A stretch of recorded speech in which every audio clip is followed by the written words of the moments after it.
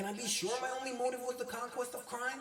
Or was it the heady thrill of battle, the precious taste of triumph, the paranoid thirst for power which can never be quenched?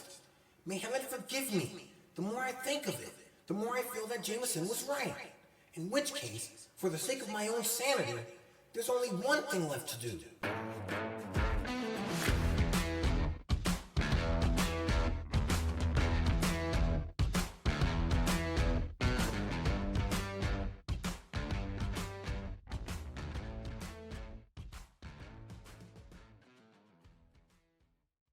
Welcome back and welcome to Season 2, Episode 25, Season 2's final episode of me and my friend Pete. Another Donuts and Dimes production. The podcast where we explore all things the Amazing Spider-Man comic book series. I'm your host, as always, Peter Parker's persnickety pal, Gerald. Question. What do you say to people who show up to listen to a neurotic mess of a human being rant and rave about a neurotic mess of a superhero? Thank you. This whole season has taught me so much about recording and editing, but more important, about persevering when everything in your life seems to overwhelm you to the point of exhaustion, and quitting is most definitely an option.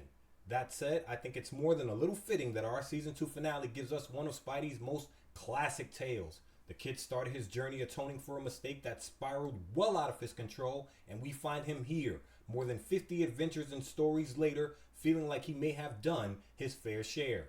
More than once in these 50 issues, we've seen Pete grappling with the hassles of heroism, and here and now, he says, no more. But it was a long road from Amazing Spider-Man number 26 to this momentous moment, so somebody give me a clock as I give you... Where are you? Here. Season 2 opened with issue 26, The Man in the Crime Master's Mask. A tale that saw a new underworld boss, the Crime Master, in action attempting to assassinate the Amazing Spider-Man, unifying the city's gangs, teaming up with the Green Goblin, and ending with the two getting the drop on our hero at the fabled Parker docks. Beaten and unconscious, Spidey wakes up in issue 27. Bring back my goblin to me! Bound in chains and about to be unmasked. Lucky he wore a knockoff suit that kept shrinking and had to web his mask to the rest of his costume. With the help of Joe Tomas and company, he escapes the docks and gives chase to a fleeing crime master. Spidey, convinced it was Frederick Foswell, back to his old ways. He confronts the man with JJ in the room and realizes Foswell was innocent when the crime master is caught across the street on the rooftop, planning to kill them. Crime Master, a never-seen man in the world of ASM, gets assassinated by police. Pete gets to work trying to sell pics to the Daily Globe before realizing the Globe's editor is a skeeve, and it's better to work with the devil he knows and JJ. The case closed, he sews a new costume and takes May out to a movie while across town, Frederick Foswell, his secret identity of Pat Stastuli protected, plans to dig deeper into the underworld, while even further across town, Green Goblin, his secret identity still safe, declares Spider-Man his arch rival, and when the time is right, promises to get revenge on the wall crawler. 28, we see the birth of the Golden God in The Menace of the Molten Man, when Pete heads to Smythe's laboratory to retrieve his original costume. The two battle through an apartment building, Spidey unable to get the W until he kills the lights and using his spider sense, hog ties the Molten Man with some extra thick webbing. The danger averted, Pete rushes home just in time to change for his graduation, but he takes two L's in a different way when he discovers Flash Thompson will be attending Empire State University on an athletic scholarship, the same college Pete's been accepted into on a science scholarship, and that Liz Allen, his high school crush, was feeling him and he dropped the ball. Either way, the kid's a high school graduate now. College awaits. We get our second annual next, The Wondrous Worlds of Doctor Strange. Spidey does some multiverse hopping, then sits back and watches the good doctor deal with the would-be supreme sorcerer Zandu. Who thought the Wand of Watum would be so much trouble? In 29, Ned Leeds returns from Europe, rekindling his romance with Betty Brant. The Scorpion feigns insanity, regains his costume, and escapes prison, vowing to get revenge on J. Jonah Jameson, leading to a rematch between himself and the King of Swing that wrecks JJ office in a huge swath of the Parker docks. Spidey gets the W, but unbeknownst to him, May's been having fainting spells. In 30, The Claws of the Cat. Spidey does battle with a heist team that could give the big man a run for his money. Pete knocks Flash out in an alleyway, finds out Ned Leeds proposed to Betty, stops a bank robbery planned by the heist crew, and finally deals with the villain in this issue, the Cat, leaving the villain stranded in a chimney stack. In 31, we get the start of the three-part classic Spider-Man tale, If This Be My Destiny, where Spidey takes on the heist team, again working for a villain known only as the Master Planner. They escape again using a knockout gas the hero hasn't planned for, but he's got no time to worry about them. It's his first day of registration for college after all, a daunting process that leaves him tuckered out, but the kid can't rest because Maze fainted again and is rushed to the hospital. He makes a bad first impression on the first day of school, and we're introduced to two new supporting characters, Nose in the Air Harry Osborn and the heartthrob herself, Gwen Stacy. But he's got bigger concerns, namely Aunt May's health. For the next couple of days, barely sleeping, he does school, hospital, night patrols, filled with worry, with no rest. On a tip from Patch the Stoolie, Spidey heads back to the Parker docks and takes on the high school for a third time, who escape again. We find out two things at the end of this issue. First, the Master Planner's got an underwater base beneath the East River, because it's always the East River, and that May Parker doesn't have much longer to live. And 32, man on a rampage. We find out the Master Planner is none other than the one-man hands team, 008 himself, Dr. Octopus, who's on a quest to master lingering radiation. Pete and Betty have a bit of a falling out, but more important, we find out the transfusion Pete gave May way back in Amazing Spider-Man number 10 has left her blood irradiated, and without proper treatment, she's going to die.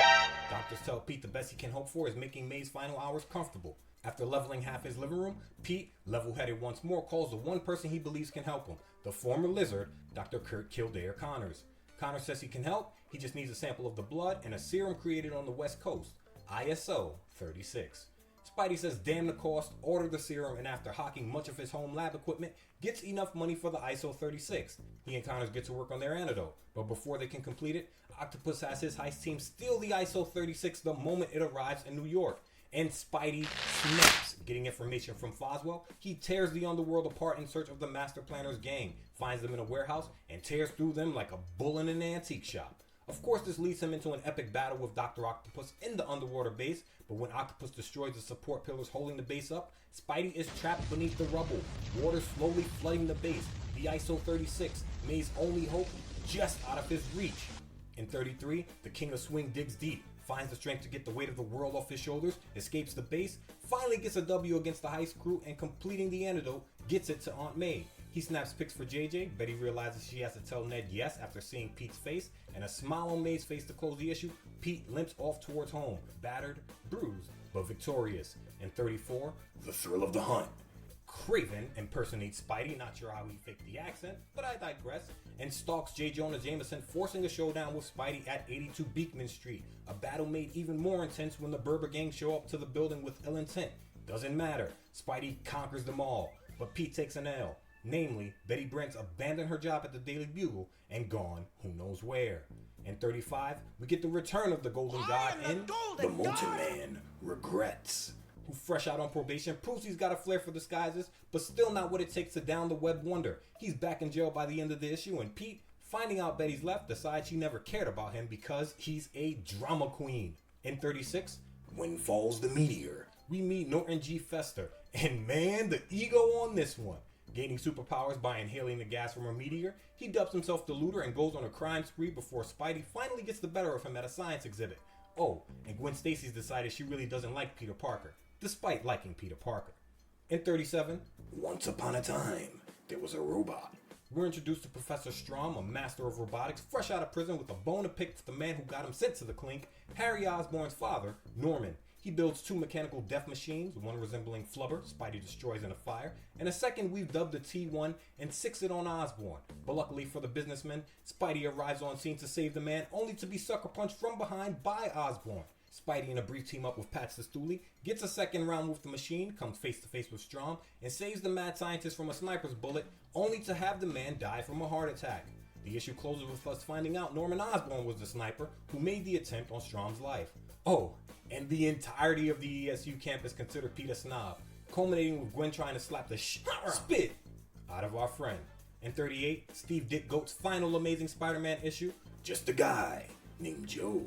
Spider-Man takes on a plug-ugly pugilist with bad luck granted powers from a chemical spill, studio lighting, and electricity because comic books, but loses round one, and as Pete comes within an inch of knocking Ned Leeds' block off, who blames him for Betty leaving. Meanwhile, Norman Osborn, a spirit gum goatee on his face, puts a $20,000 bounty on the King of Swing's head, but only pays half of the money to the hit crew.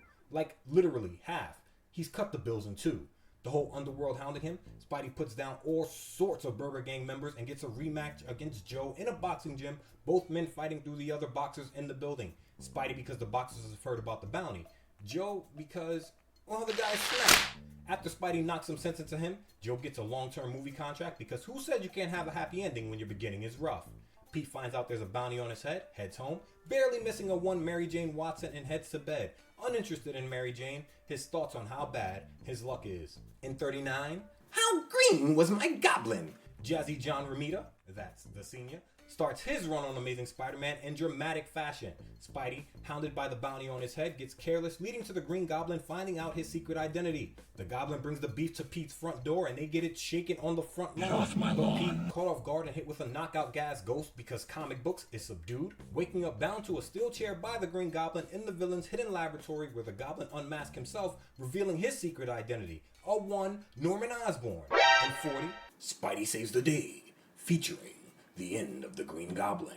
Norman Osborn gives us his backstory, one of an absentee father who worked hard to provide for his son Harry, but hardly around. Using Dr. Strong's notes, he created a green formula that exploded all in his face and gave him enhanced strength, a penchant for being a jerk to his son, and the idea that screw business, he could be the greatest criminal the world had ever seen. And thus, the Green Goblin was born.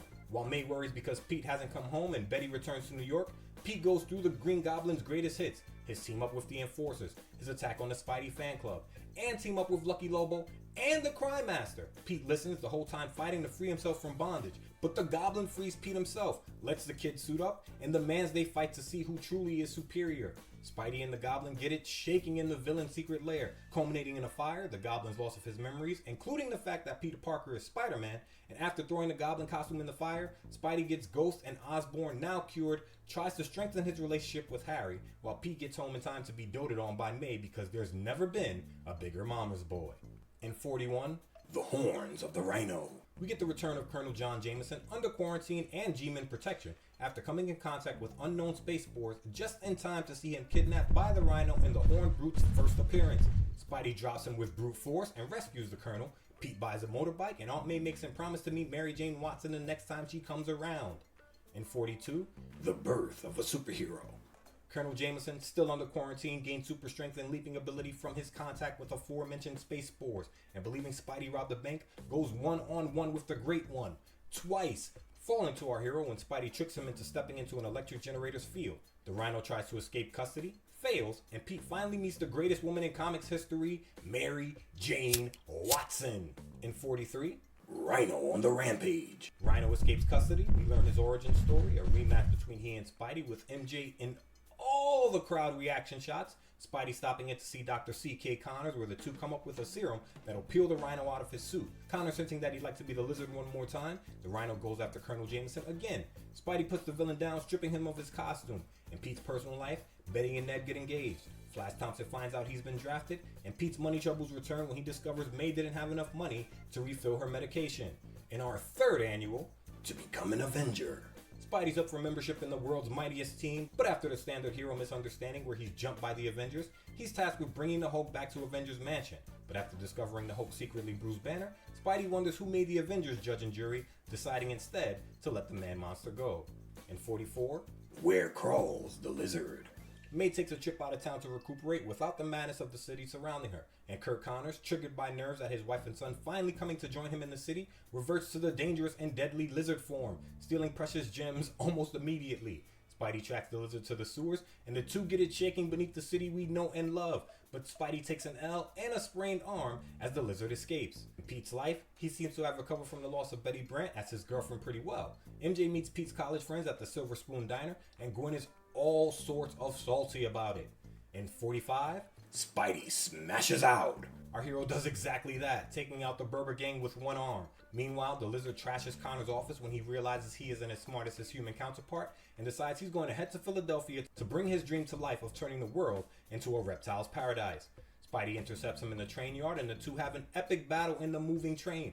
Spidey winning when he traps the would-be Legion of Lizards leader in a cold car, eventually cures him and gives the Connors family a happy ending, despite feeling his own personal life is in shambles. And oh yeah, he's decided to move in with Harry Osborn. Rent-free!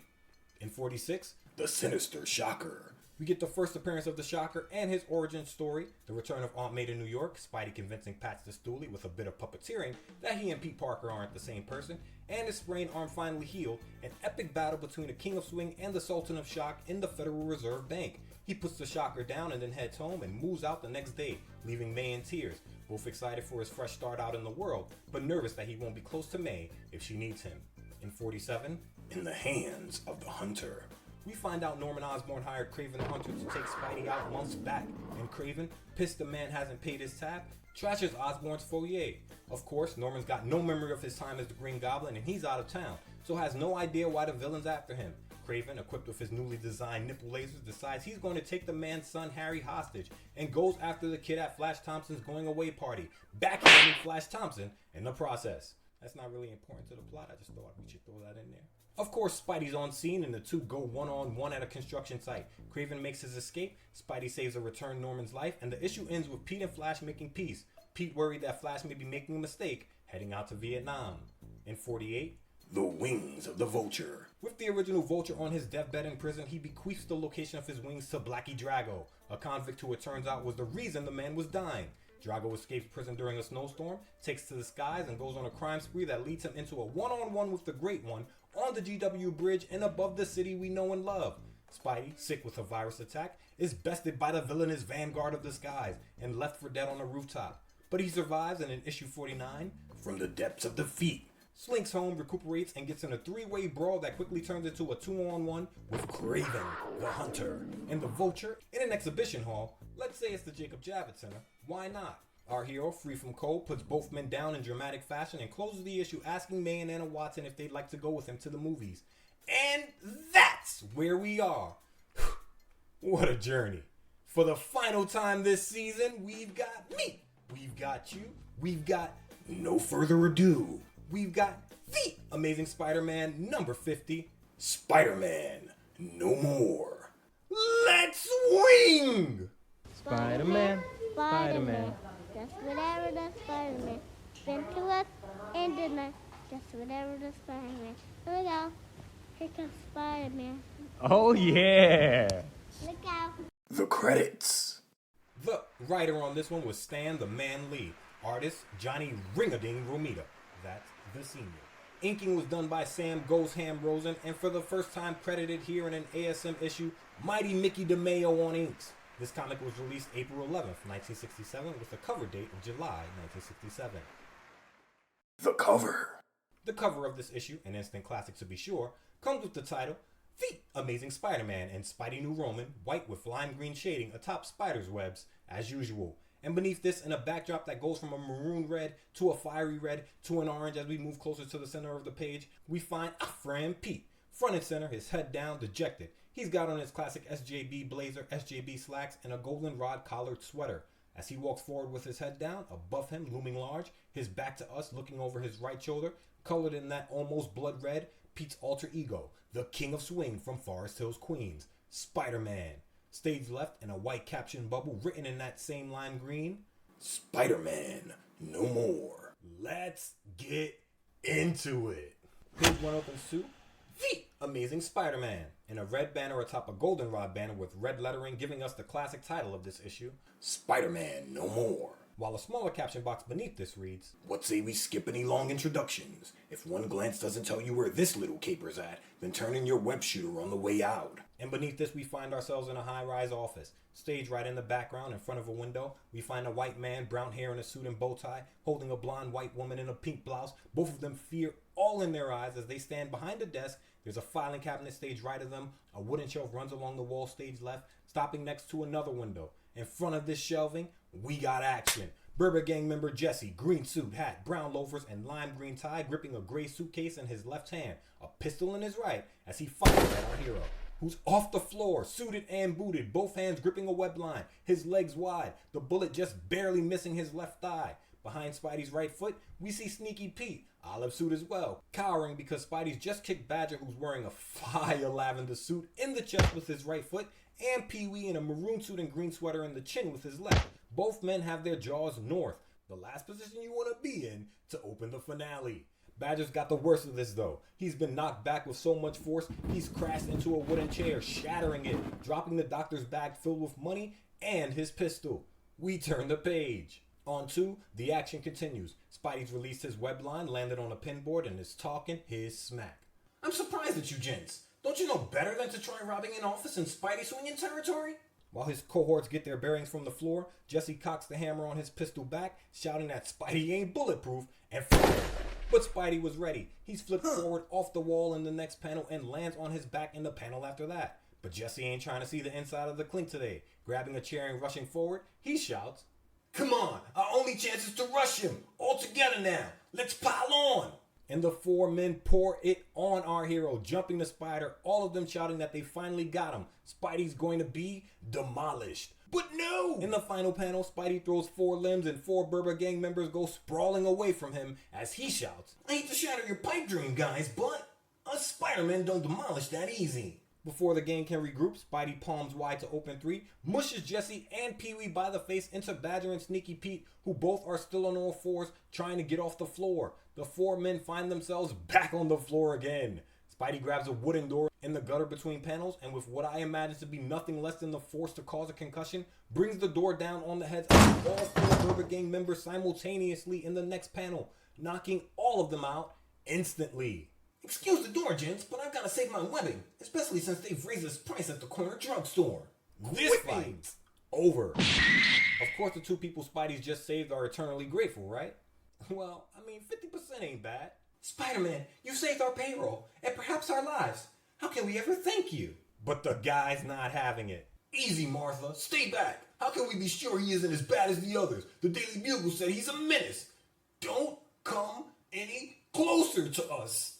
Spidey, looking over his shoulder, replies, "You can stop trembling, Tiger. I don't bite." He leaps out of the window and onto the outer sheer wall of the building in the final panel, lamenting his public reputation. "Boy, Jameson's batty editorials have done me more harm than all the crooks in town. No matter what I do, half the population is scared stiff of me, and the other half probably thinks I'm some kind of full-time nut." That's what he says! A nut! On 4, he heads to the top of a green-spired skyscraper, admitting that he cares about how New York sees him before grabbing the web sack he's left his clothes in the gutter between panels. And getting dressed in his brown loafers, SJB pants, white collar shirt, and goldenrod jacket, he says the city loves the Fantastic Four, Daredevil, Captain America, but whenever he's mentioned, it's Freezeville. On the ground in the next panel, he thinks he doesn't know how it happened, that he doesn't steal candy from babies or tie tin cans to puppies, that it's all Jameson's fault, that he doesn't know why, then realizes he does. "He's got the public convinced that next to me, Genghis Khan was a piker. The public, the more I help them, the more they hate me." And he's not wrong. After Spidey caught his uncle's killer, Jameson, believing costume heroes should leave the crime fighting to law enforcement, began a one-man campaign against our hero, ruining his budding career as a superstar entertainer. But we know Jameson is also, from his own admittance, in his quiet solitude, jealous of the web slinger. And Genghis Khan. Paraphrase from Wikipedia. Genghis Khan, born Temujin around 1162, died around August 1227, also known as Chinggis Khan, was the founder and first Khan of the Mongol Empire. After spending most of his life uniting the Mongol tribes, he launched a series of military campaigns conquering large parts of China and Central Asia. The eldest son of a Mongolian chieftain, Khan saw struggle early when his father died and his tribe abandoned his family. He saw bloodshed early too, committing fratricide on his older half-brother to make sure his place in the family was secure, and went about forming alliances with steppe leaders Jamuka and Togru, who helped him retrieve his kidnapped wife Bort when she was taken by raiders. So, just to give you an idea of its size, the European steppe, also called the Great Steppe or the Steppes, is the vast steppe ecoregion of Eurasia in the temperate grasslands, savannas, and shrublands biome. It stretches through Hungary, Bulgaria, Romania, Moldova, Ukraine, southern Russia, Kazakhstan, Xinjiang, Mongolia, and Manchuria, with one major exclave, the Pannonian Steppe, located mostly in Hungary. So, Temujin builds a power base until being defeated in open warfare around 1187 by one of his former allies, Jamuka, and maybe becoming a subject of the Jin dynasty until he popped back up in 1196, gaining power until another former ally, this time Togru, attacked him in 1203. But this time Temujin was ready. After a retreat and a regroup, he took down Togru and executed Jamuka for good measure, becoming the sole leader of the Mongolian steppe. In 1206, he decided New Year, New Me at an assembly and adopted the name Genghis Khan officially. Then got to work building the dynasty he wanted, namely a meritocracy whose sole purpose was serving the ruling family. He stopped the coup against this power, and then things get bloody. In 1209, he led a raid into western Jia. In 1211, he launched a 4-year-long campaign against the Jin dynasty, starting a war that would last for 23 years and end with the complete conquest of the Jin dynasty by the Mongols in 1234. In 1218, former enemy soldier turned loyal General Hebei annexed western Liao and 2 years later folded it into the Mongol Empire. When goaded into war by the killing of an emissary by the most powerful and aggressively expansionist empire in the Persian lands, the Khwarezmian Empire, Khan, quote, invaded the Khwarezmian Empire, successfully conquering the whole of it in just 2 years. The Mongols exploited existing weaknesses and conflicts in the empire, besieging and plundering the richest cities, while putting the citizens to the sword in one of the bloodiest wars in human history. How bloody? Khan and his youngest son completely destroyed Herat, Nishapur, and Merv, 3 of the largest cities on earth at the time, on their way to victory. Estimates on the death toll of this war range from 2 to 15 million people. But lived by the sword, died by the sword, and that pesky western Jia is where Genghis Khan died subduing the rebellion. Under his reign and descendants, the Mongolian Empire is estimated to have killed anywhere from 30 to 57 million people. Khan has the rap he has as a warlord, but a lot of what made people follow him gets lost in history. As mentioned, he believed in a person's advancement based on their skill and ability more than anything else. He took pride in loyalty, generosity towards his people, supported those families who lost men in battle, divided his spoils of war equally between himself and his men, and encouraged honesty and candidness from all those around him, and genuinely loved his people. He followed a very simple quote, good for good, evil for evil. His legacy, his unification of the Mongol tribes, and his foundation of the largest contiguous state in world history permanently altered the worldview of European, Islamic, and East Asian civilizations for starters. The multi-generational trauma and suffering of enemy states, the founding father of Mongolia, loved and hated by nations he conquered. Overall, violently mixed reviews. Thanks, Wikipedia! I think you may be overstating your importance there, Petey. Back to... Minutes later, reaching his apartment, the brooding youth finds another cause for concern. Harry waves onto him. Osborne opens the door to the apartment, fear on his face, shouting that Anna Watson called. May is ill. He asks Pete if he wants to lift to Forest Hills. Pete says no, his bike's faster, and races towards Forest Hills, praying he's not too late, kicking himself for playing superhero and not noticing she needed him. He bursts through the front door of May's home shouting, Mrs. Watson, I got here as fast as I could. What happened? Anna, gray bob perfect, red cardigan, green turtleneck, holds her finger to her lips for quiet. She says luckily Dr. Bromwell was walking by, that May's fine, she's resting now. The two enter May's room in the final panel where the woman sleeps comfortably in the foreground, and Anna brings all types of guilt and baggage with her. She kept calling for you, wondering where you were. She was so worried. But then Dr. Bromwell managed to give her a sedative.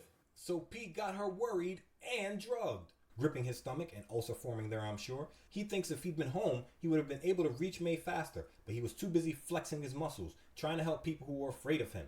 But Pete's not being fair to himself. Even if he was around, what could he possibly have done that wasn't done in his absence?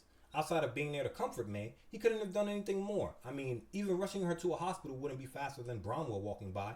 But you gotta know, the kid's not gonna let this go. On 5, he leaves the house, Mrs. Watson shouting for him not to be too far away from the phone. Pete thanks her for looking after May and hops onto his bike. You know the kid's letting all his woes go.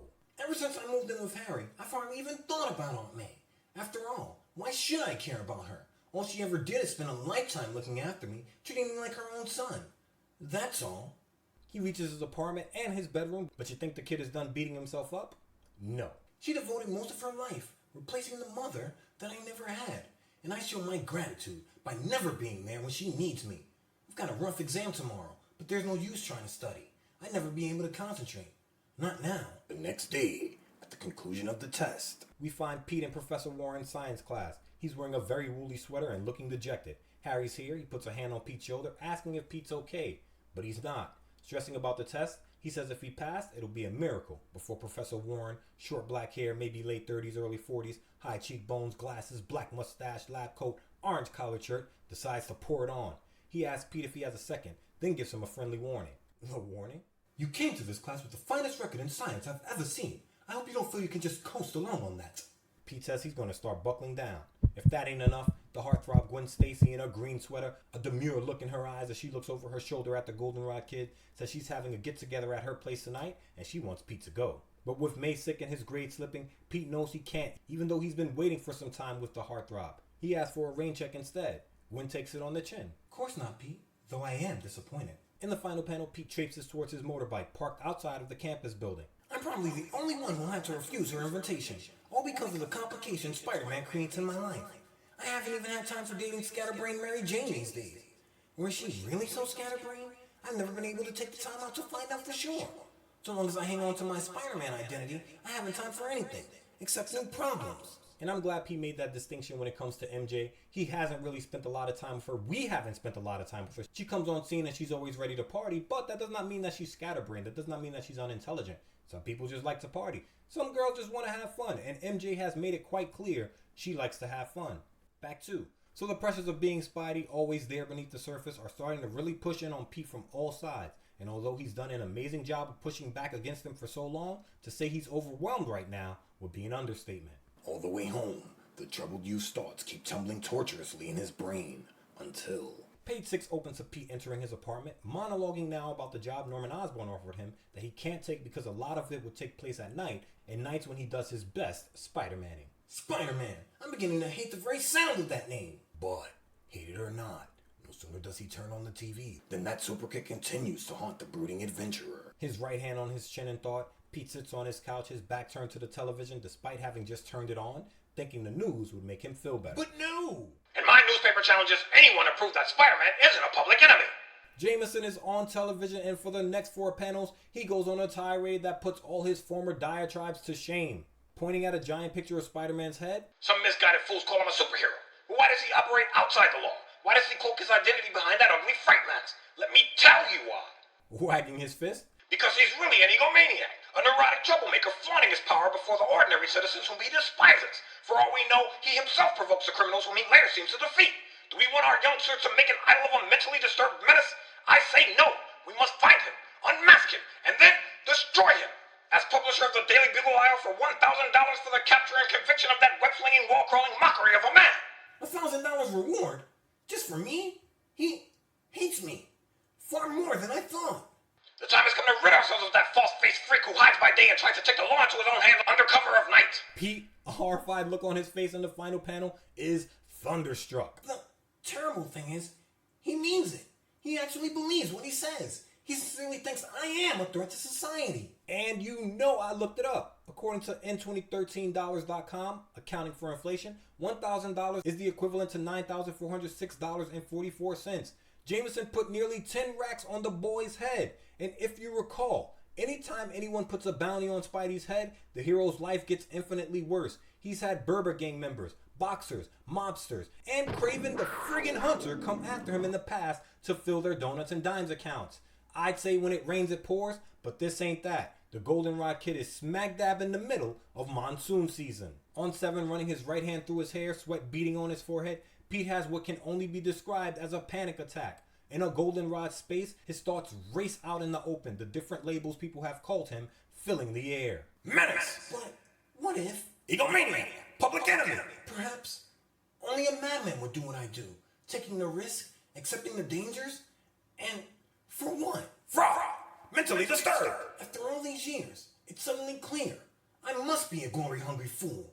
Or worse. Like a man in a trance, the heartsick youth leaves his apartment, trudging listlessly through the night, his thoughts as dark and stormy as the skies above him. And we find Pete on a lonely sidewalk, head down, goldenrod jacket the only brightness in his life, as the metaphorical storm swirling around him meets the very real torrent he's now caught in. Being Spider-Man has brought me nothing but unhappiness.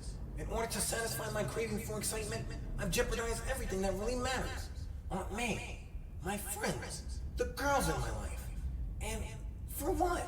In the final panel, he turns into an alley, both hands gripping the flaps of his jacket. Can I be sure my only motive was the conquest of crime?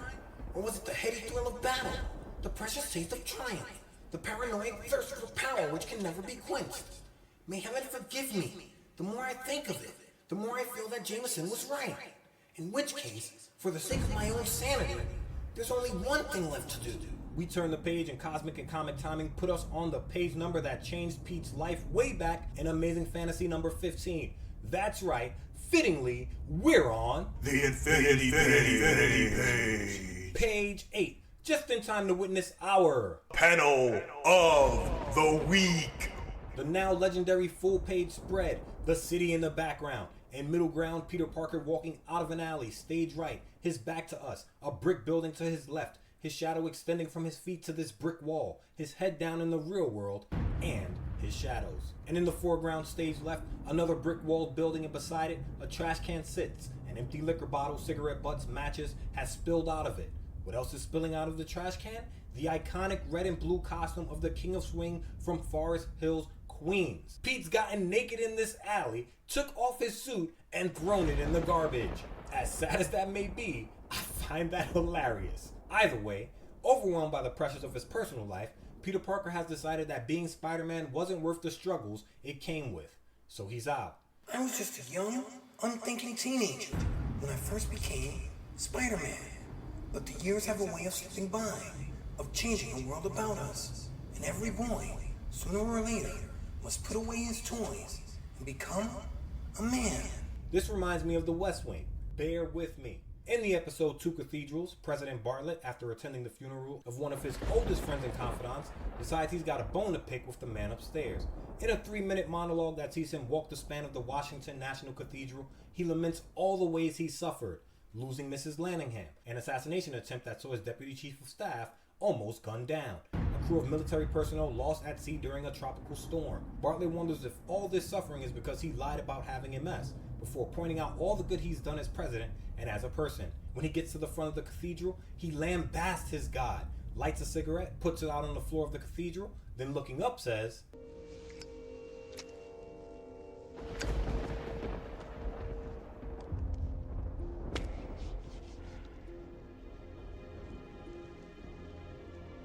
You get horns. alluding to the fact that he won't run for re-election. Now, Bartlett is a self-righteous man, but more important, he truly is a righteous man with power who tries constantly to do the right thing.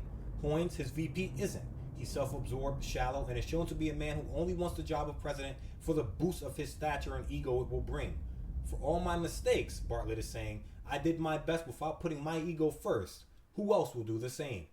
Spidey in this moment is giving me that same energy. In the start of the comic, he laments how the world goes crazy over other superheroes, the Fantastic Four, Daredevil, Captain America, but treat him like garbage. Then May's constantly getting sick, whether with worry or actual illnesses. He's young and wants to have a social life, but has to stand the people he hopes to bond with up constantly. All because he wanted to do the right thing after so fully doing the wrong thing in the hallway of Amazing Fantasy number 15. Even though he doesn't explicitly say it in this alley, I feel like he's thinking much like Bartlett did in that moment. To hell with being the righteous guy, the one often first and most likely to be on the scene, taking a licking and keeping on ticking if it's not appreciated, and worse, if he's going to constantly be punished for it. Those other heroes mentioned, the ones who aren't as concerned with the average run-of-the-mill New Yorker like Spidey always has been, well, New York gets them. It's a blistering rebuke. I bet that's what he's thinking. And we'll soon see. He ain't wrong. No, despite what you may think, our tale is not yet ended. For the very next morning, We're on the scene.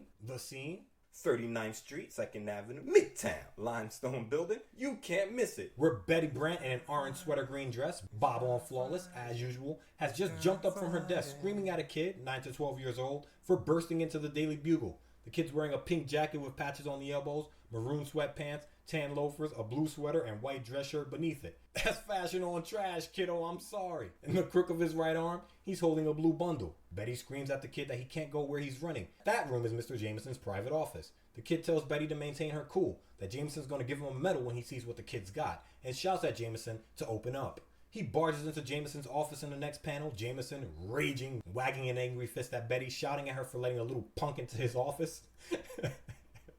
Betty grabs the kid's arm, apologizes, and tries to drag the little interloper back through the door. But the kid ain't come all this way to be shunted off. He shouts, Hold it, before you blow a gasket. Look what I found in the trash can. and unfurls the bundle beneath his arm. In his left hand, he's holding Spidey's costume shirt. In his right, Spidey's mask. Jameson is a hair trigger from going on a tirade before he notices the iconic costume in the kid's hands.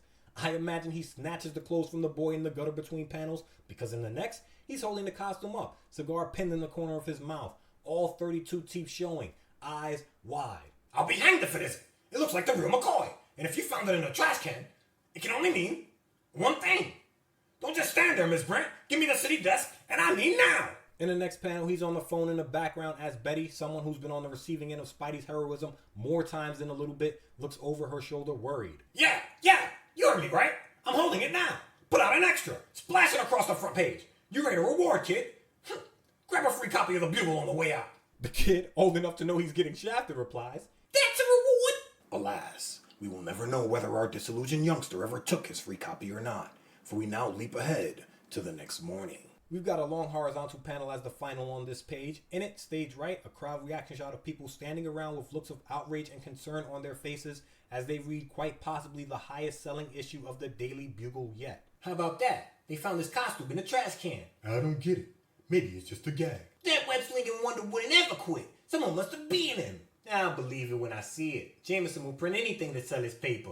In the center of the page, Jameson stands, his thumbs in the lapel of the olive vest of the three-piece suit he's wearing, style, flaring, all smiles. Behind him, a massive issue of the Daily Bugle with a headshot of the former hero and a headline that reads, Is Spider-Man through? As he shouts, Every copy I printed sold out. This is the scoop of a lifetime. After all these years, I finally got some good out of that masked misanthrope. Everything's coming up roses. Misanthrope. Translation? A person who dislikes humankind and avoids human interaction. Alliteration making no sense. On stage left, we've got another crowd reading the Bugle. But if something happened to Spider-Man, why didn't the police make the announcement? Joe, on scene, says, We don't know any more about it than you, but we're starting an investigation now. And finally, a mother consoling her son, Joey, who looks up at her with disbelief in his eyes, asking his mom if it's true. She says, let's hope it's not. Needless to say, it doesn't take long for the TV networks to cover the biggest human interest story of the year. Y'all gotta remember, Spyonce is nationally known. Even though he may be loved, hated, everything in between, he has reached a level of national notoriety because of his days as a budding superstar. So 10 opens to a man in an olive suit on the stage of a talk show, holding up Spidey's costume for the cameras, giving us a close-up view as Jameson sits in a Timberland brown suit and SJB tie, closest to the host of the show, his cigar hand leaning on the table. And if there's one thing Jameson knows how to do, I mean, at this point we can admit there's more than one thing, but if there's one thing he knows how to do best, it's turn a donut into a dime. Let's not forget to mention that it was my Daily Bugle that first published the news. As a public service, of course. We're offering a bargain subscription rate right now. The host, green suit, brown hair, says they should get the convo back on Spider-Man. Jameson asks if the man thinks he's trying to get a free plug. The host says, perish forbid. But that's exactly what he's doing. In fact, on just about every major channel, the subject is the same. We're at a round table next, 4 guys smoking cigarettes and pipes discussing the topic of the day. Maroon suit, SJB suit, olive suit, lavender suit. And SJB suit says, Do you feel that the human arachnid's proclivities preclude the possibility of this being merely a monumental bit of chicanery? Maroon suit says he prefers not to answer the question because he doesn't understand the question. Olive thinks Spidey was finally killed by the underworld, while Lavender, a psychiatrist, says in his professional opinion, Spidey suffered a schizophrenic withdrawal from reality, or in layman's terms, the man's out of his tree. And, amongst the highest echelons of the underworld, the reaction is equally fast and far-reaching. We're in a high-rise, lavishly decorated, 2 TVs stage left of the room as a bald, broad man, white as the enforcer's ox, stands in a white silk robe with green along the collar, cuffs and belt, and pinstripe blue pants, and he stands with his back to us, gripping a golden walking stick. He's near the balcony of his penthouse, the glass doors leading to the balcony wide open as he gives his orders. This is the moment we've been waiting for. With Spider-Man gone, my plans can now reach fruition. Tell the boys to start spreading the word. I want every mob in the city to know the Kingpin is ready to take over. His henchman, not needing to be told twice, grabs a yellow fedora, places it on his head and says will do, that they're going to have a summit that makes Appalachian look like a tea party. My people, this is the first appearance of the Kingpin. And paraphrase from Wikipedia. The Appalachian meeting was a historic summit of the American Mafia held at the home of mobster Joseph Joe the Barber Barbara at 625 McFall Road in Appalachian, New York on November 14th, 1957. Allegedly, the meeting was held to discuss various topics including loan sharking, narcotics trafficking, and gambling, along with dividing the illegal operations controlled by the recently murdered Albert Anastasia. An estimated 100 mafiosi from the United States, Italy, and Cuba are thought to have attended this meeting. Immediately after the Anastasia murder that October, and after taking control of the Luciano crime family, renamed the Genovese crime family, from Frank Costello, Vito Genovese wanted to legitimize his new power by holding a national Cosa Nostra meeting. Thanks, Wikipedia. These guys are about to make a push the likes of which New York has never seen. As the long, fateful hours tick by, one man becomes increasingly aware of a new mood among the city's criminal element. In the final panel, we find Pastor Stooley leaning on a brick wall, smoking a cigarette on a darkened street corner, watching no less than 5 men in trench coats talking quietly beneath a street lamp across the street. Unable to ear hustle because of the distance, Patch can only speculate. Something's in the air. I can see, feel it. I can almost reach out and touch it. Monsters who would be caught within miles of each other.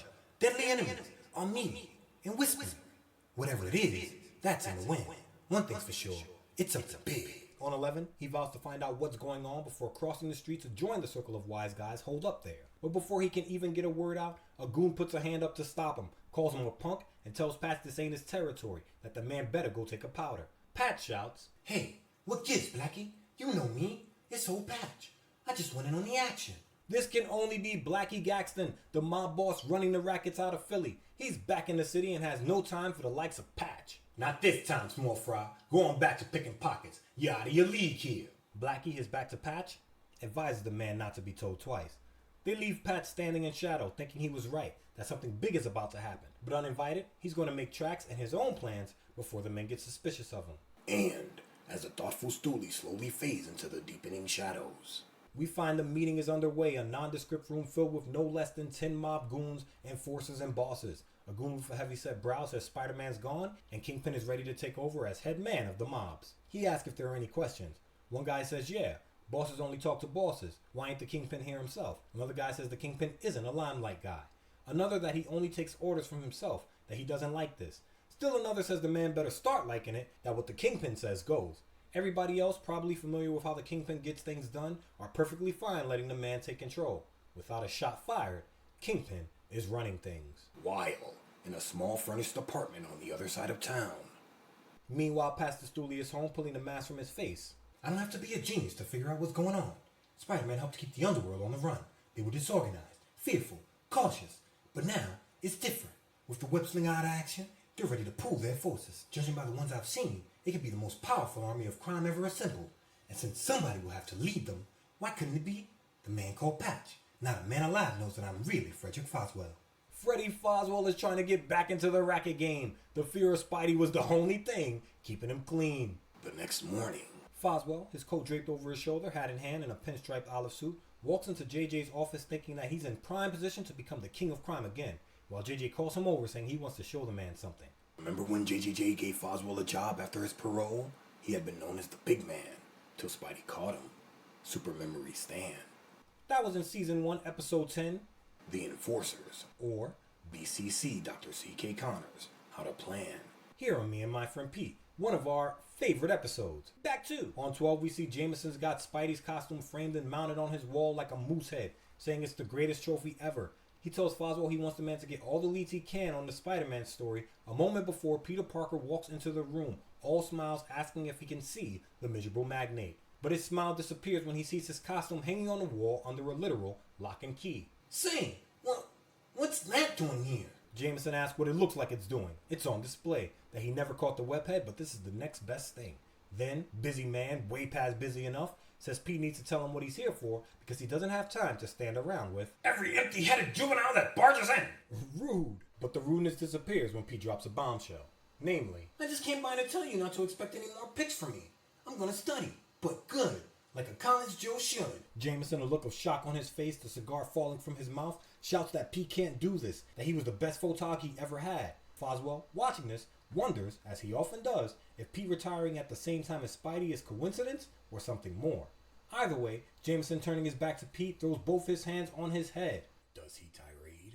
There's about 22% of New York City's land used for public parks. Wait. Of course he tirades! After all I've done for you, you're deserting me? I was like a father to you. Gave you the benefit of my wisdom, my kindness, warmth, and friendship. And now you prove that it doesn't pay to be a living dog. Nice guys always finish last. They do? Then simmer down, Skinflint. You'll never have to worry. And with what is seemingly his final dig at Jameson, Pete's gone.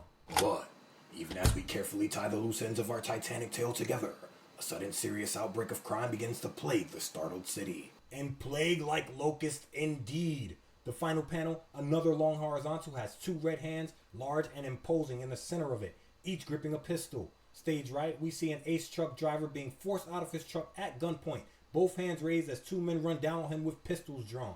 You guys must be nuts. That's You what can't he get away said! with hijacking. Nuts! Broad daylight. When the Kingpin wants a truck hijack, we do it, Mac. Now climb on out of there. Beneath the dual-wielding red hands, we see one guy gripping another by the collar, a pistol raised. You gonna pay me that protection money, or should I tell the Kingpin you refused? No, I'll pay! And stage left, two bank robbers, a security guard hog-tied behind them as they race from an open bank vault with pistols and loot in hand. Everything went off perfect, just like the Kingpin planned it. Yeah, the cops can't be everywhere, and with Spider-Man going, our job's a lot easier now. You get Hoynes, remember? Outside of Daredevil, there aren't very many heroes in the Marvel Universe around this time who handle street-level criminals. Taking on Galactus is important. Stopping Loki is important. But who in those groups has the time to be in these spaces? And who amongst them hates a bad guy with a gun more than Spidey? Who's looking out for the little guy more than Spidey? Clearly, not a one. Not long afterward, the brooding Kingpin receives a special report. 13 opens to the Kingpin seated in a large leather chair. I'm sure is just buckling under his weight as the lieutenant gives him the numbers. He says most of the goons on the crime spree were nabbed, but Spider-Man never showed up. That the man must really be gone.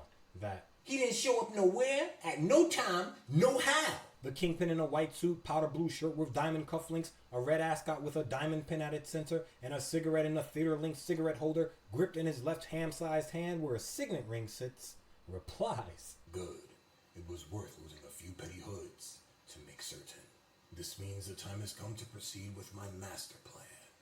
Instead of many rival gangs operating haphazardly throughout the city, instead of countless crooks acting alone without a chance against the police, the underworld will now be run like a business, and the chairman of the board will be the Kingpin. The next day, at good old ESU, Pete, books in hand, walks towards his motorbike past the trio of students crowded around the Daily Bugle, all three wondering what happened to the old webhead.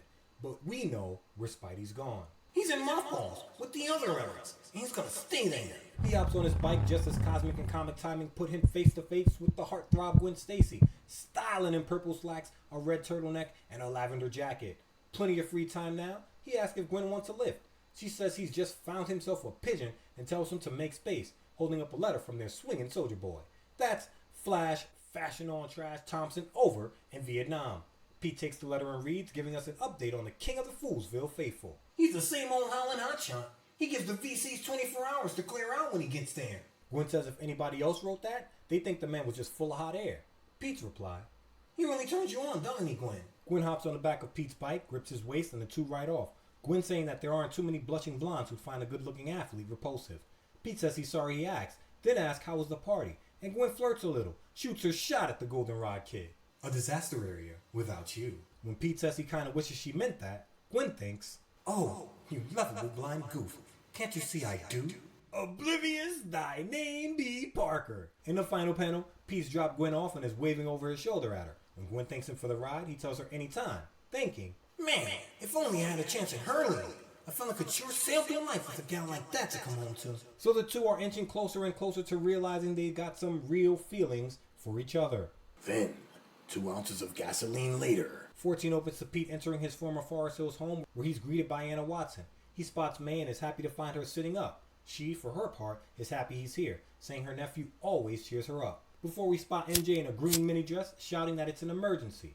The emergency? A living, breathing bear walked in and didn't notice me. I'm a washout, a has-been. It's the other end, friend. Pete, playing it cool, says he didn't notice her. MJ, just as cool, doesn't mind. She grabs her cheetah print hat, throws on her cheetah print jacket with red lining, to go with her cheetah print boots, of course, says she's got a role, that she's late for a rehearsal. Sis is leaving already late. She's different. She asks Pete for a ride on the Parker Mobile, but Pete can't do it. He came to spend time with Aunt May. He's gonna spend time with Aunt May. Finally, as twilight begins to fall, we find Pete racing through the city we know and love on his motorbike, the smile he's been wearing for nearly 2 pages still in place as he shouts, I feel like $1,000,000. No more worries, no more problems. I should have kissed Spidey off long ago. No more guilt feelings about Aunt May. And I have plenty of time to study tonight. And study he does. He gets home, kicks his shoes off, puts some music on, and stretches out on his couch with a textbook. That smile still glued to his face. He says life is good, that it'll be a pleasure to know what they're talking about in class,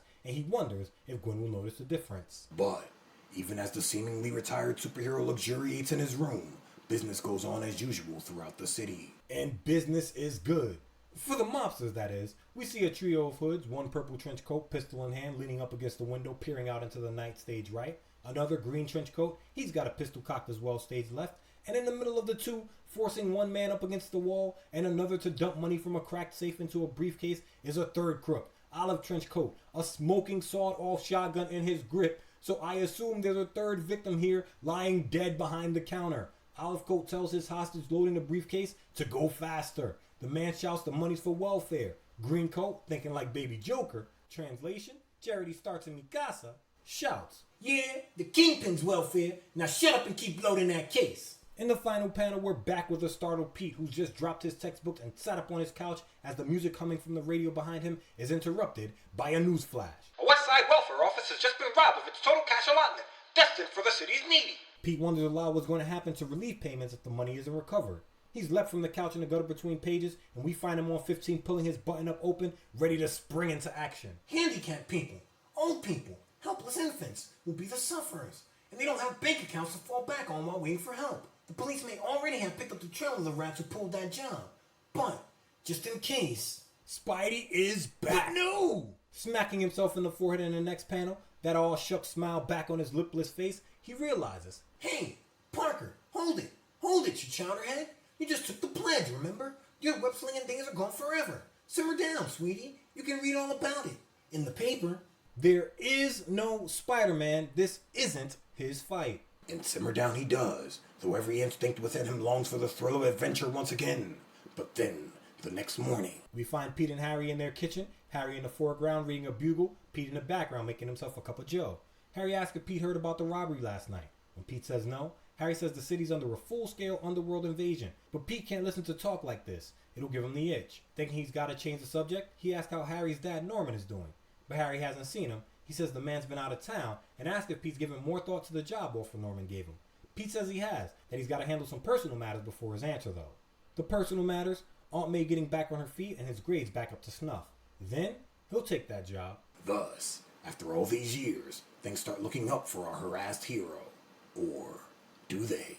We find Pete and Gwen back outside ESU and Pete's not wasting any more time. He cocks back and shoots his shot. How about a soda, sandwich, and spin after class, woman? Gwen says she'd love it, but she can't. Harry already asked her out. When Pete asks if Harry's pinned her already, that's giving her his pin, meaning they're going steady. Get your minds out of the gutter. Gwen replies, First Flash, now Harry, you're always trying to pair me off. then shoots another shot to go along with the one she made earlier on page 13. How come you haven't asked if I've got a mad crush on a bashful black-haired bike rider? But Pete, ever the cynic, has little trust in his magnetism. Come on, we both know nice guys finish last. Forget it, lady. Gwen, probably ready to knock some sense into Pete, says the kid said it, she did it, and gets ghost. Pete hops on his bike and rides through the city in the gutter between panels, pulling up to May's Forest Hills home in the next again, wondering if Gwen was being serious a moment ago. He's come to spend time with Auntie, but finds May and Anna coats on about to hit the town to see a movie. He tells the two not to flirt with the ushers and watches them walk off down the street into the night.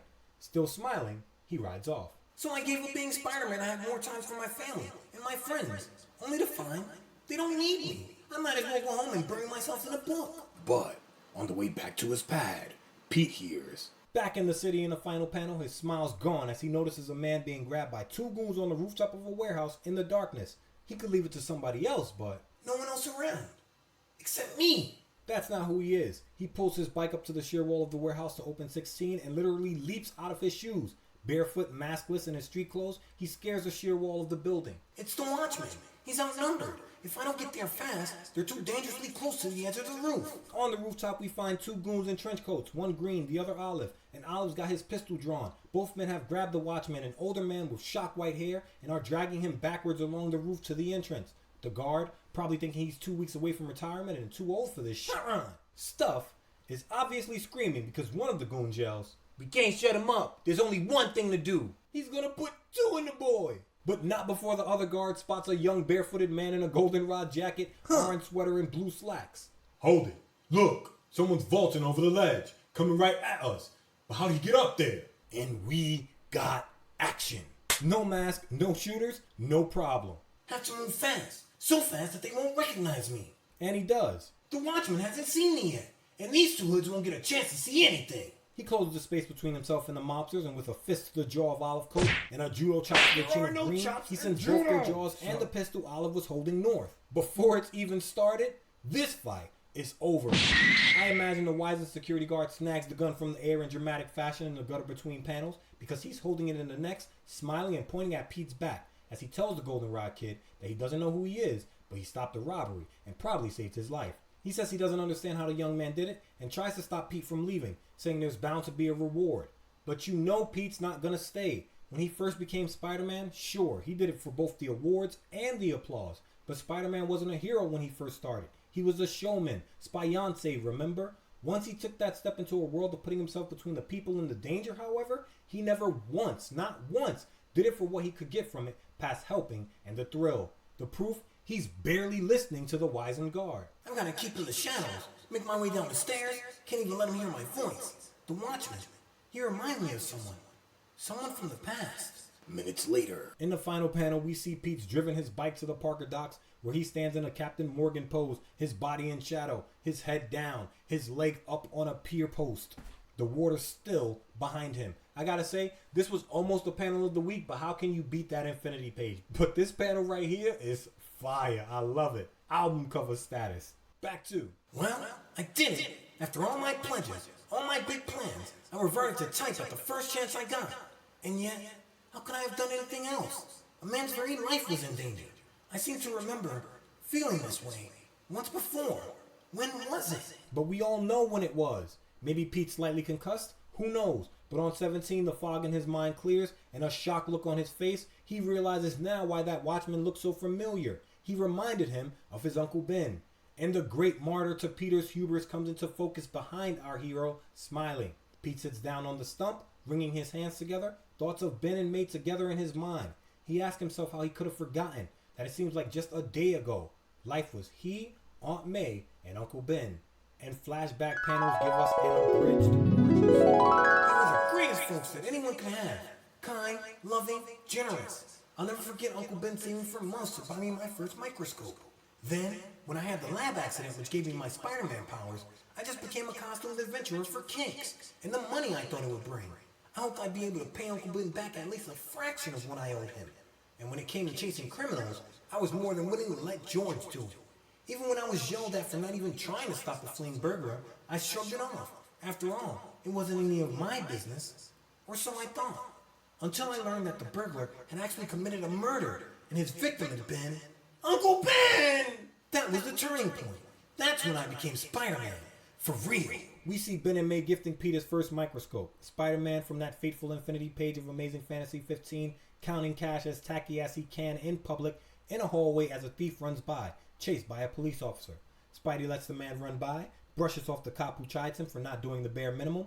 Then Pete, gripping the shoulder of a police officer in a red negative space, his eyes filled with tears as he screams, Uncle Ben! And finally, Spidey leaping through an opening of the warehouse the gunmen of his beloved uncle hold up in on the Parker docks.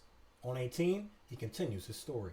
One of the first victories in my crime-busting career came a short time later when I cornered an armed robber. That's literally the first victory. Even with his gun, he was no match for my spider powers, and I dusted him fast and easy. But a minute later, I got the next great surprise of my life. It's him. He's the one who killed Uncle Ben. And then I was suddenly hit by the shocking realization which has haunted me from that moment on. We get more flashback action. Spidey scaling down the sheer wall of the warehouse towards the burglar, knocking the man's hat off with a vicious right, gripping the unconscious man by his coat, the realization dawning on him that all of this could have been avoided, and mask off, letting his tears flow freely, running his left hand through his hair. I had a chance to stop him when he ran past me that day, and I didn't. But if only I had done so, Uncle Ben would be alive today. The flashback ends. In the present, we get a great panel where we're looking up at Pete from a low angle while he stands on the dock. The collar of his jacket popped, both fists clenched, looking up, a new resolve in his mind and heart. Now, at last, it's all crystal clear to me once more. I can never renounce my Spider-Man identity. I can never fail to use the powers which a mysterious destiny has seen fit to give me, no matter how unbearable the burden may be, no matter how great my personal sacrifice. I can never permit one innocent being to come to harm because Spider-Man failed to act, and I swear that I never will. With great power, you already know the rest. Sometimes you just need to be reminded. While at the palatial headquarters of the cold-blooded Kingpin, we find his right-hand man standing on his right side with his hands behind his back in a gray suit listening, as the Kingpin, sitting at his marble desk, goldenrod walking stick in hand. I imagine he's tapping the end of it into his open palm. Listens to a one Frederick Foswell, who stands across from him, jerking a thumb at himself with his right hand, hat in hand of the left, trying to make good on his desire to get back in the rackets. Ever hear the big man, mister? You're looking at him. I ran the rackets in this town before Spider-Man put me on ice. But the web-slinger's gone now, so I'm aiming to run things again. Kingpin says he remembers him. He thought the man had gone straight. And Foswell says he has. But straight is relative, I guess. So did I. But I can't stand by and watch someone else pick up where I left off. If anyone's going to organize the mobs, it's got to be me. On 19, he continues, his thin eyebrows arched on his large forehead. He says he's got the guts, experience, and savvy. Yeah, guts. Coming back when you know Spidey's gone must take a lot of guts.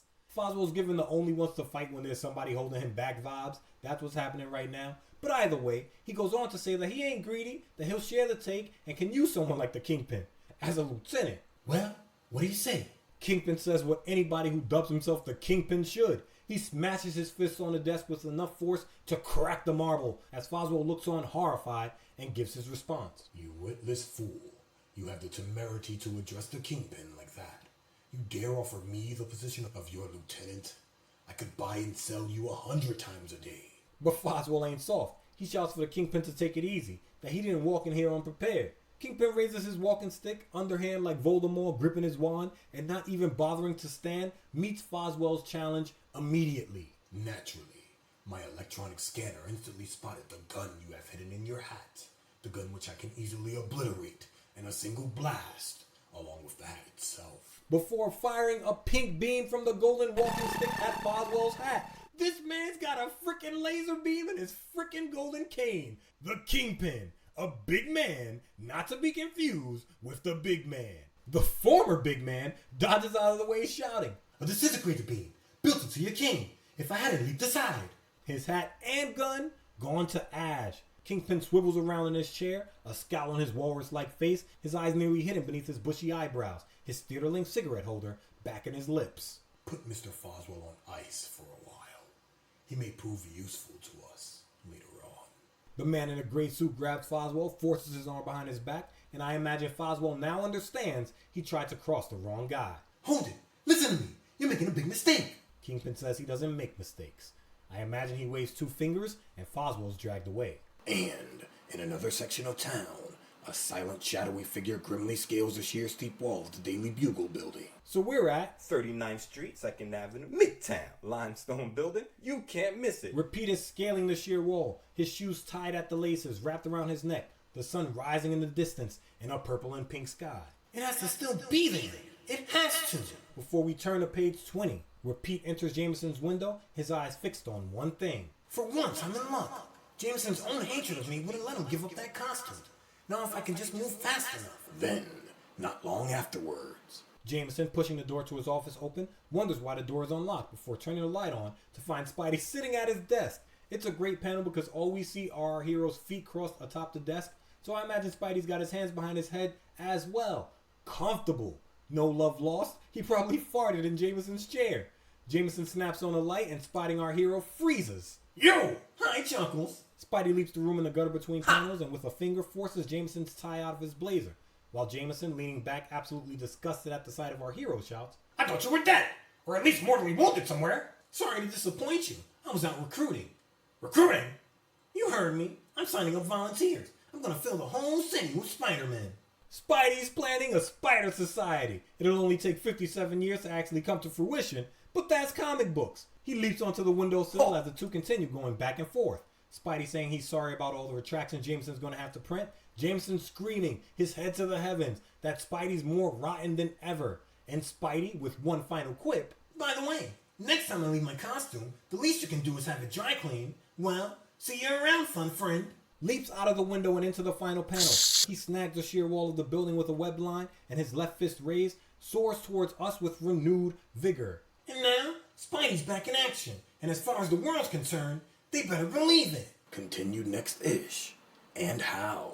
And we're out. This is the first time I've actually read this issue, and I do not know why, but the moment Pete dumps his costume and walks out of that alley made me think of two things in quick succession. First, as mentioned, the West Wing. You get horns. Crime spree ravaging New York City, where were the other spandexers? Second, Corinthians 13:11 from the Bible. When I was a child, I spoke as a child, I understood as a child, I thought as a child. But when I became a man, I put away childish things. Pete associates being Spider-Man with cheap childhood thrills for much of this issue, despite having been in some truly life or death situations more than once. Because his life as Peter Parker usually suffers, he thinks it isn't worth it, so screw it. He's a man now. Spidey was a boyhood obsession, and I can relate. I almost quit. For me, this season has coincided with the last couple of years of my life, which has been an insane roller coaster. Fell in love, that fell apart. Started a master's program, began teaching full time, and all of those things required a massive amount of time and commitment to the point where I thought the things that truly fed my spirit, trying to make this podcast a success, and my writing project specifically, were childish things. So I stopped writing. I began to release the podcast episodes with less and less regularity.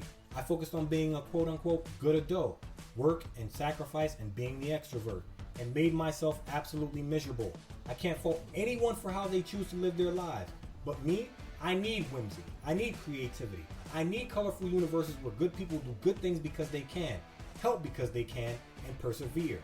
I feel like a lot of the time in this world where people live in shades of gray, those seem to be considered childish thoughts. But I realized as the depression threatened to swallow me up, that the moments of true joy I was experiencing came when I was outlining a podcast episode or an idea to write about crept into my head. Then I realized, as long as I was true to my obligations and honored my commitments, it was not childish to be inspired by or tell the stories of the King of Swing. That I wasn't being childish by refusing to give up on my childhood dream and keep writing. That despite the cynicism in me and the world at large, I can have everything I want as long as I'm honest about exactly what those things are. Like I said, this is the first time I've read this story, so my belief was that Spidey quit in issue 50 and came back in costume a couple of issues later, but no. He had to be confronted with the truth of things, that giving up being Spider-Man wouldn't make his life better. Now granted, the kid's got some time management skills to address, sure, but Spider-Man's as important to his health and well-being as being a good nephew, or student, or friend, and it's to note everyone was doing just fine on the day-to-day. He has the idea that it's always bad. But if he checks in every day, most of the time, his family, his friends, they're doing alright. At least as alright as you can be when a person that you know is one of the highest selling comic book superheroes on earth. These things happen. I guess what I'm getting at is, we can't give up intrinsic parts of ourselves and expect to be okay in the long run. I guess we've got to find a way to balance our obligation to the world and to ourselves. But what do I know? First appearance of the Kingpin, a major player in New York's crime scene going forward, who goes on to be Daredevil's most arch of enemies and cause headaches for any superhero who lives in the New York area. The artwork that saw 3 contenders for Panel of the Week. Gwen Stacy letting us know through the magic of thought balloons that Pete's an idiot who can't see that she wants to be with him. And Pete realizing that things ain't as bad as they seem when he takes the time to look. Hallmark issue to be sure, definitely check it out if you can. That's the main season this week! And that's true. Thank you to everyone who came along for the ride from all over the country. I see you, I appreciate you, and thank you so much for taking the time to listen. We couldn't do it without you, and we wouldn't want to if we could. The bonus episodes and the panel of the week are up on patreon.com/HSPP for the Keykeeper and High Council tiers. We're finalizing our Season 2 gift for patrons now, and as soon as they're ready, we're shipping them out. Season 3 is going to begin in September just in time to celebrate our 3-year anniversary. Time flies when you're having fun, I'll tell you. In the meantime, I'm going to be working to finish up the 4th installment of The Eyes, a writing project I've been working on, and posting more writing work on the Patreon page. Call me childish, but don't call me unfulfilled. Please like, please comment, please share, please take care, and please think of the world and be true to yourself. That dusty trails are calling, so there's no use stalling, and you know the tagline for the people. With great power, you already know the rest. Make sure you're being responsible. I hope you all have an amazing August. I'm out of here.